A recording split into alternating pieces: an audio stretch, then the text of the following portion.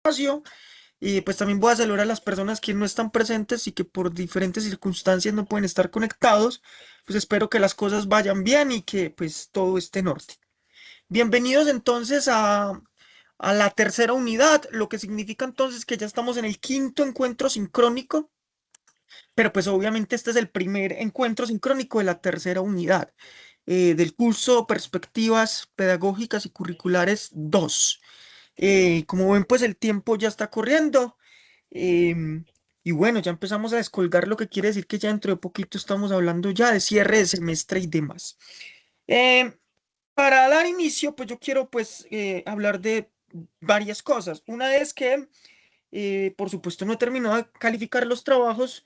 Voy en un poquito más del 70%. Espero hoy pues terminarlo de hacer. Pero les recuerdo pues que les abrí un poquito de tiempo, lo que quiere decir que tengo un poquito más, sí, para que no se les olvide eso, pero yo aspiro a que esta noche mismo pues termine. Entonces, bueno, sí, esa es como la primera pregunta que tiene. Y pues a partir de lo que ya he revisado, a mí sí me gustaría como hacer una serie de comentarios antes pues de adentrarnos a la temática número 3. Y es que, bueno, me encuentro unas recurrencias que me parecen como importante pues mencionar, y que vale la pena pues conversarlas, porque pues quiero contarles que es una regularidad en casi todos los trabajos, advirtiendo pues que son trabajos muy buenos. Insisto, ya calificado el 70%, pues me encuentro pues algunos detalles que son importantes pues a tener en cuenta. Entonces, yo quiero recordarles que en este curso pues venimos como explorando algunos elementos que hacen parte precisamente de nuestra práctica como docente y que pues de manera obligatoria tenemos que reflexionar sobre ellas. Esa unidad 2 nos permitió de manera amplia y suficiente entender un poco ese concepto de evaluación. Em, y digamos que allí pues estudiamos los tipos de evaluación que existían. em, y el trabajo al final pues fue un trabajo de intentar construir una rúbrica de evaluación sobre una actividad concreta que ustedes podrían pues inventarse. Listo. Sin embargo, pues yo quiero decir, insistiendo en que hay muy buenos trabajos y que creo que todos o la mayoría entendimos como el sentido del trabajo, pero hay unos detallitos que yo quisiera precisar. Listo, unos detallitos. Entonces voy a ir con el primero, y es este punto que habla de que la evaluación busca ser democrática. Listo, entonces yo en la clase anterior, muchachos, les manifestaba una cosa, y era que era muy importante pues entender que tal vez uno de los momentos más críticos de la educación y de la escuela es la evaluación, ¿sí? Y es un problema que tiene que ver con que no reflexionamos en ocasiones qué significa esa vaina.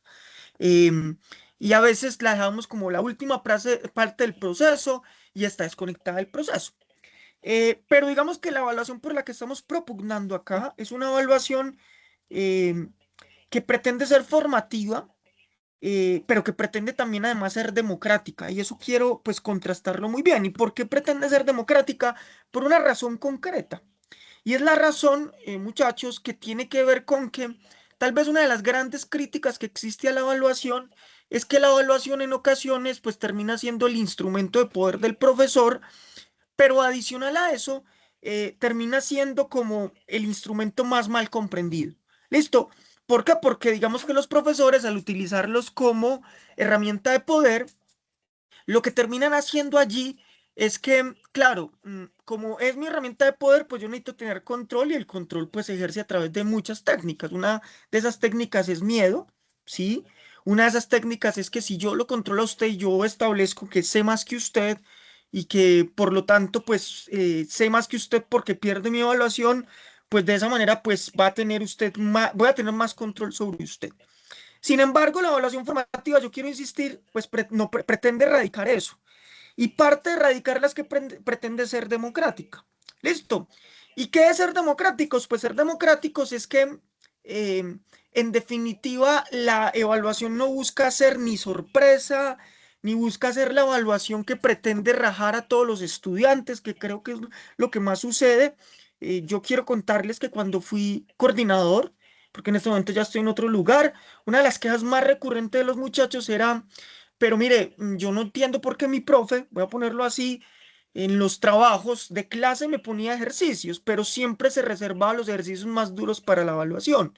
em, o siempre se reservaba las preguntas que nunca salían para la evaluación. Entonces, la pregunta de ellos era ¿por qué entonces no lo sacó en la explicación y de esa manera para uno era más fácil entender? Entonces, claro, cuando hablamos de democrático es que eso se termina. Dos, también sucede algo, muchachos, y es que en muchas ocasiones el muchacho no sabe qué le evalúan. em, y como no sabe qué le evalúan, pues no sabe para dónde va esta vaina, ¿cierto? De hecho, si ustedes recuerdan, y pues yo creo que lo pueden recordar, era muy común que a uno en el colegio, pues un profesor no le hiciera rúbrica de evaluación. O sea, uno dice ahora rúbrica porque la universidad lo exige, pero si ustedes recuerdan, en su colegio eso no existió y eso es un problema porque usted nunca sabe, nunca supo qué fue lo que me evaluaron. Y al final usted quedaba con una nota, pero la nota no era específica en establecer cuáles fueron los criterios de evaluación que a mí me terminaron pues determinando. Eso es muy importante entonces saberlo. Y cuando nos referimos a democrática es que es una evaluación a la que todo el mundo tiene acceso. Es una evaluación que termina siendo supremamente clara en criterios, en elementos y demás, y que no debe tener sorpresas. ¿Listo?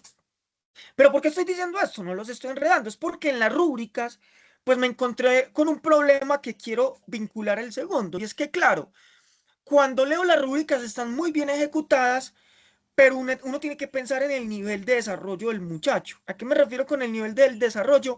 A muchos los cuestionaba y es, venga, es que usted me está haciendo una evaluación para quinto y es una rúbrica, pero cuando yo leo la rúbrica está perfectamente diseñada, pero utiliza una conceptualización tan elevada que la pregunta que le hago es, ¿su estudiante sabe qué es eso? Es decir, cuando el estudiante esté haciendo el trabajo en la casa o esté haciendo la evaluación y lea los criterios, va a saber qué es lo que usted le está pidiendo.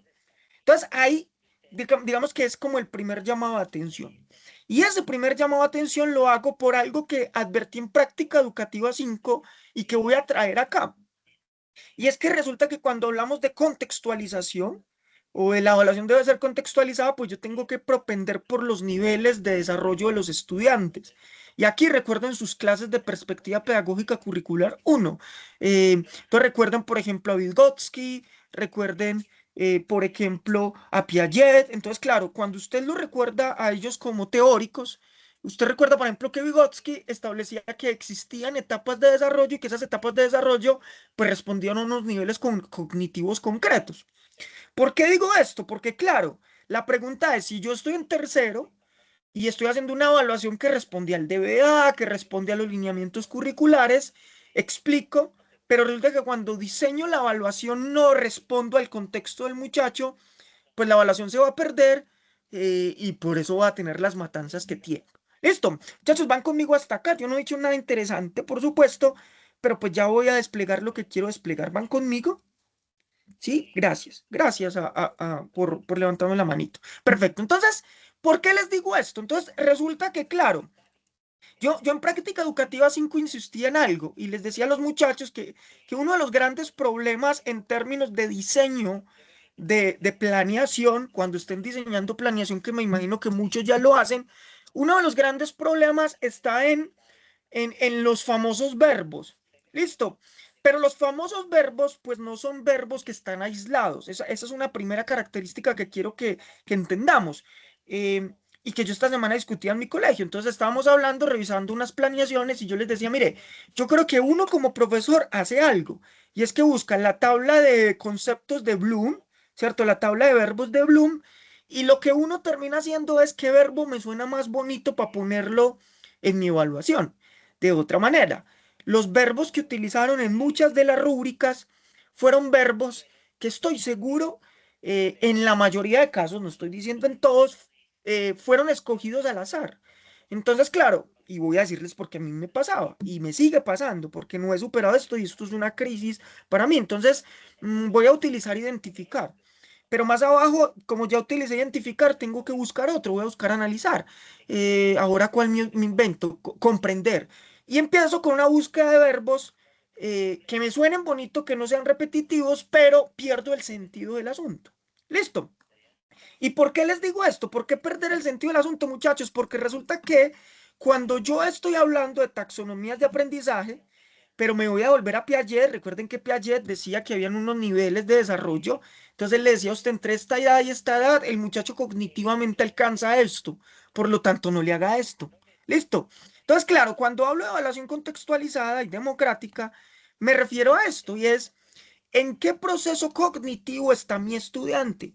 Entonces, la pregunta es, ¿un estudiante de primero está en el mismo proceso cognitivo que un estudiante de 11? Es la gran pregunta que yo tendría que hacerme. Posiblemente la respuesta es no, ¿cierto? Y es no porque, claro, este muchacho en sus procesos cognitivos de 11 ha trasegado por una serie de situaciones cognitivas que lo han llevado a que piense de manera más compleja. ¿Listo? Mientras que el niño de primero podría ser elementos cognitivos complejos, pero no se encuentran al nivel de 11. Entonces eso yo tengo que tenerlo claro, porque la pregunta es, ¿mi rúbrica de primero va a ser la misma de 11? La respuesta es sí, no. La respuesta es no. Entonces, claro, yo voy y hago una rúbrica, pero si la rúbrica tiene una conceptualización súper compleja, no estoy logrando absolutamente nada, ¿cierto? Entonces ese es mi primer mensaje y es o sea, yo tengo que tener una rúbrica contextualizada y que haga parte de el nivel de desarrollo en el que encuentra cada uno de los muchachos. ¿Y por qué les digo esto, muchachos? Porque resulta que yo tengo los procesos cognitivos más simples, pero yo podría tener los procesos cognitivos más complejos.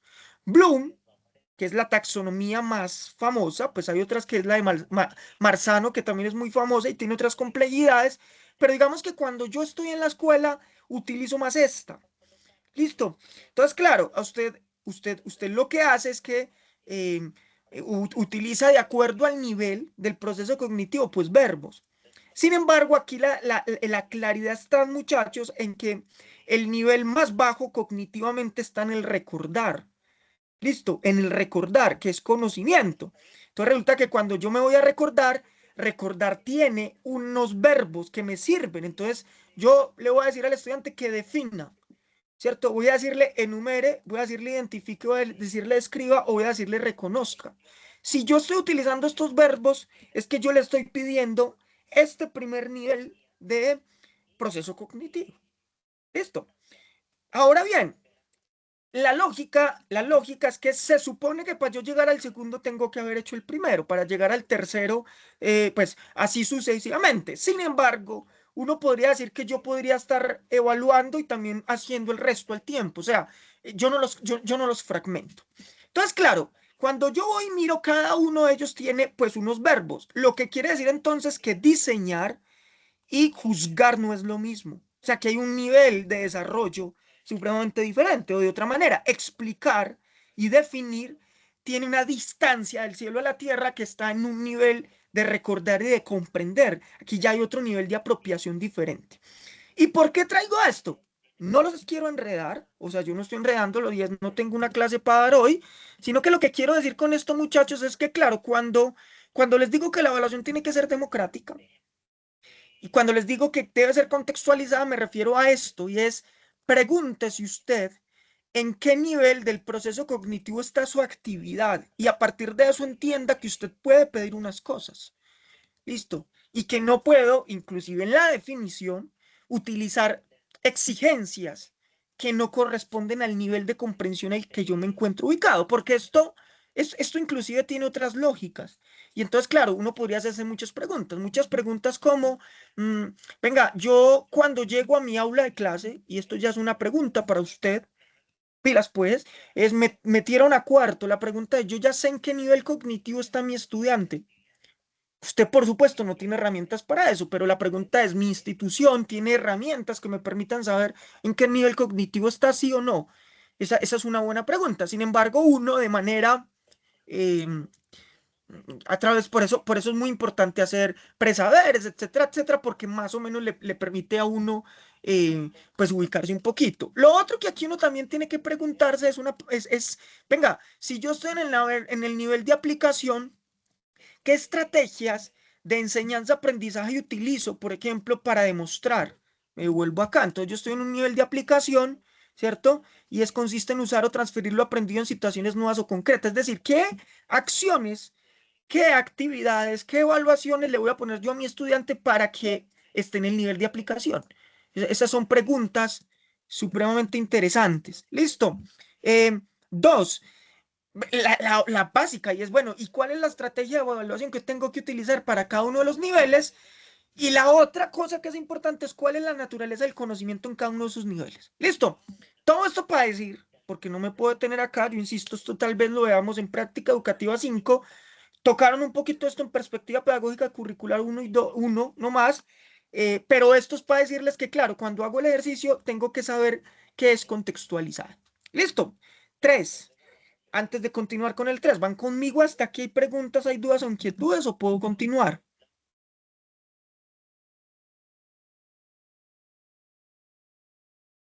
Vamos bien, ¿sí? Súper. Espero que sí, que ese silencio implique que vamos bien. Bien, me vuelvo acá. Tres, perdón. Resulta que me estoy encontrando con un problema y es el problema de que tengo que saber que la evaluación, la autoevaluación y la coevaluación son momentos diferenciales, porque resulta que me encontré con algunos trabajos, muchachos, en los que todos los momentos fueron condensados en un instrumento, ¿cierto? Y es claro, es que cuando yo estoy hablando de esto, em, pues tengo que diferenciarlos y tener rúbricas totalmente diferentes para cada una de ellas. Inclusive, tiene que existir coherencia entre las tres. Entonces, uno de los llamados de atención que más hice fue ¿por qué utiliza niveles de desempeño en evaluación? Entonces yo evalúo alto, superior, eh, básico, bajo, ¿cierto? Pero cuando hoy miro la autoevaluación tiene otros niveles de desempeño. Entonces ahí utilicé excelente, malo, yo no sé qué. Esto tiene que guardar coherencia. De hecho, existieron trabajos y a esas personas la felicité que partieron de la definición del sistema institucional de evaluación, ¿cierto? Y es que en este colegio se califica así. Y le estoy dando una clase a octavo. Entonces, bueno, eso era mucho más fácil para uno entender esa contextualización. Y termino con algo, porque pues hay que introducirnos al tema nuevo. Y es que, mire, yo creo que hay que hacer una invitación a que problematicemos la autoevaluación y la coevaluación.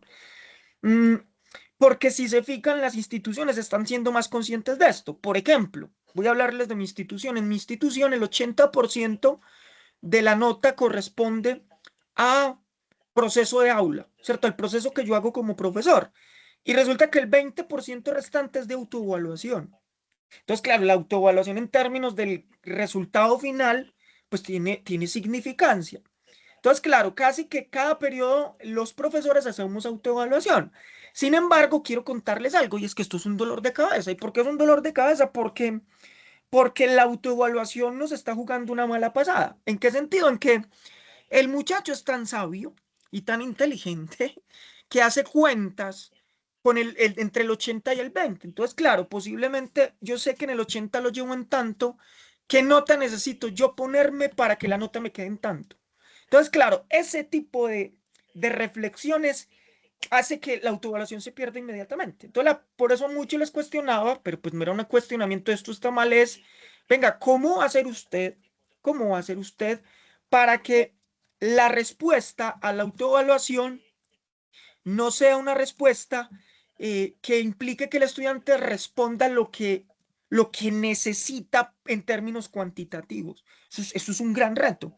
Porque claro, al final usted le dice, ¿qué nota cree que se merece? Pero me merezco un 5. Y la discusión es un estudiante que se puso 5, ¿usted le va a dejar el 5 y lo va a quitar? Es la gran pregunta.